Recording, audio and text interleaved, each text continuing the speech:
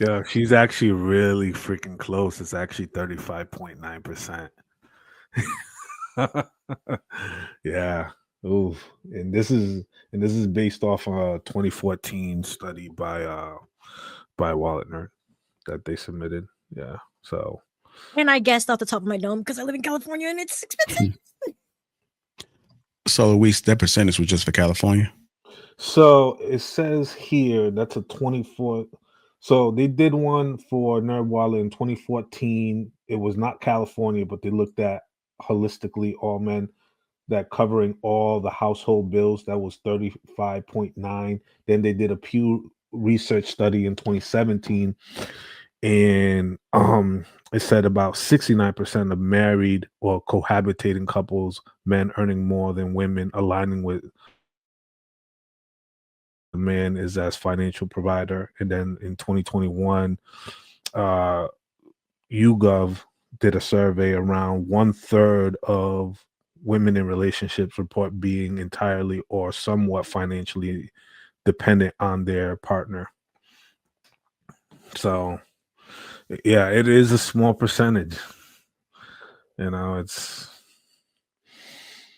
but you know what's interesting? Like, so I was sitting here taking notes while everybody spoke, right? And one of the things that dawned on me quickly was, at what age, I want to ask this to the men, at what age did you have a conversation with your father that he instilled a discipline or a mindset that about family building and family structuring, right? Because I think it's something, there's something to be said about what was instilled and taught to people back then compared to now, right? Like, a lot of young people coming out of high school or they're in their formative years, they're not really taught to, like, you got to be ready to prepare to take care of a family, right?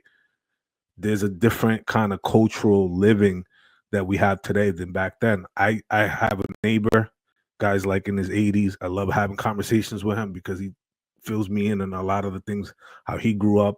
Back then we had the mills. You could get a job right out of high school. You didn't even need to finish high school. You didn't need a high school diploma, right? There was jobs ample, and there was a lot of things that were happening. Unfortunately, today you need more skills, more education, and a little bit of luck and some connections, whatever, to make things going. But it's a lot more challenging to get through a lot of hurdles. Not that it can't be done, but I think for men to cover everything, I think there has to be a foundation that has to be laid out at the formative years of young men for them to think about family building and family creation. I think a lot of men are just playing catch up. That's what we're not really saying. A lot of men are playing catch up. They wasted their 20s and they gotten into their 30s and they're like, oh fuck, like what have I done for the last 10 years, 10 and a half years, right? They're like, I should do this, I should do that, I should become an entrepreneur. They don't even know what an entrepreneur is, right? It just sounds cool. It's just a buzz trend. But they don't haven't laid out the foundation of consistency and the hard work that comes with it in order to build upon something. Some of them have it knack, some fall into a little bit of luck, but a lot of them are just trying to figure it out. There's a lot of people who are getting to a certain point of their life and they're trying to figure it out. They wasted too much time. The music started playing slowly and they started noticing that the lights were coming on and they were like, oh fuck, Mhm. I'm on an island by myself. Like I didn't do anything to prepare for my life. Do you want them to So answer the question? Oh, you want mute. You're on mute. yeah, I mean, if the man could chime in and Yeah, obviously tell me if you what guys he can thinks quickly go about that. around, let's get a go ahead, True. Like your foundation, your upbringing with your father. Were you taught anything about? He never verbalized it. Mhm. My dad just did. My mom probably, I can remember she was home until I was 12, so she about 10 plus years she stayed at home.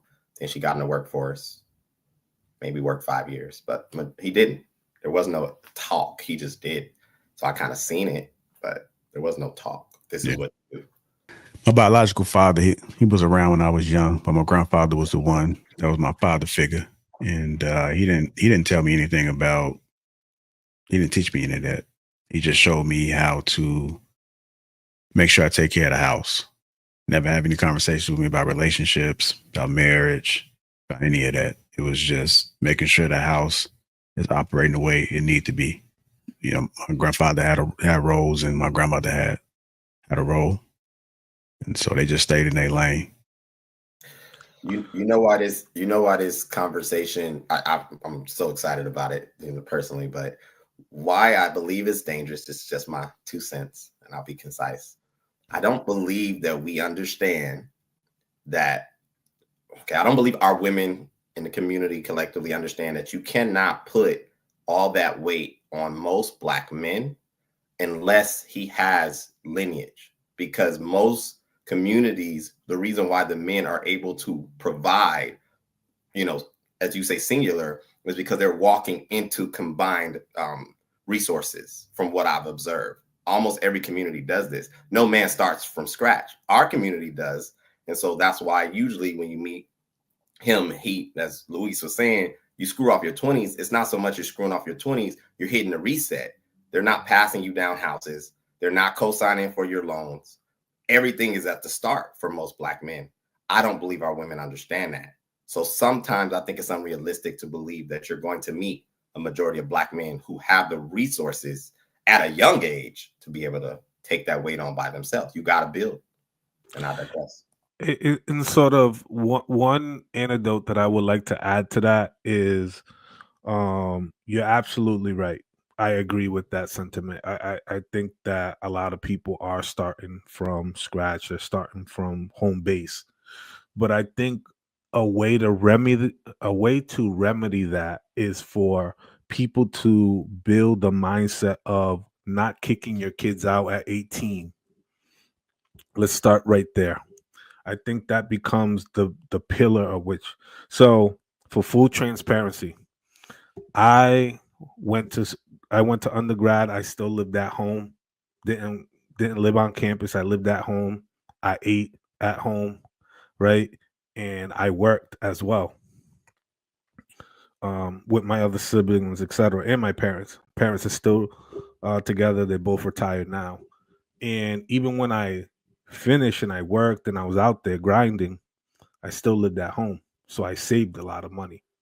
And then when I went back to grad school, I went back to grad school, I still lived at home until about like a year, maybe a year and a half before I got out of grad school. I lived out by myself with my brother, but we weren't far from home. So I never cooked any of that because I went home.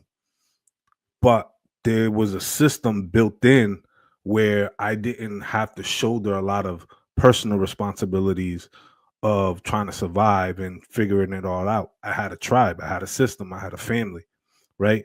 A lot of young Black men don't have that. A lot of men don't have that. And we need that, right? We put this pressure of you got to succeed. You got to take that game winning shot. But we have bricks for shoes. So you can't run down the floor as fast as we would like you to. And those are the things. Like, so I lived at home until I was like 28 before I left, but I left in good condition, right? So by the time I've been working, but I was working full time, going to school full time, and I managed and did projects on the side. So I was always on the go.